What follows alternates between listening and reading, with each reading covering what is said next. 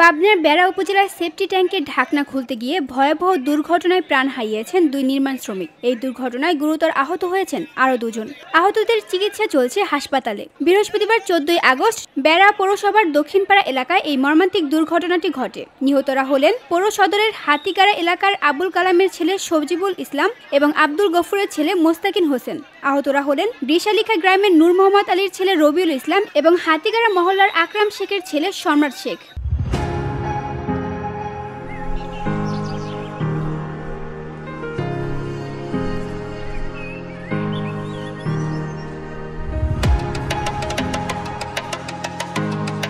Police ও স্থানীয়দের থেকে জানা যায়, প্রায় 10 থেকে 12 দিন আগে ওই বাসার সেপটিক ট্যাঙ্কের ছাদ ঢালাই করা হয়। আজ সকালে শ্রমিকরা ট্যাঙ্কের ঢাকনা খুলে ভিতরে ঢুকে বাঁশ ও খুঁটি খুলছিলেন। এ সময় হঠাৎ করেই তারা চিৎকার শুরু করলে আশেপাশের লোকজন ছুটে আসেন এবং ফায়ার সার্ভিসে খবর দেন। ফায়ার সার্ভিস সদস্যরা দ্রুত ঘটনাস্থলে পৌঁছে তাদের উদ্ধার করে বেড়া উপজেলা স্বাস্থ্য কমপ্লেক্সে নিয়ে গেলে দায়িত্বরত চিকিৎসক 2 জনকে মৃত ঘোষণা করেন।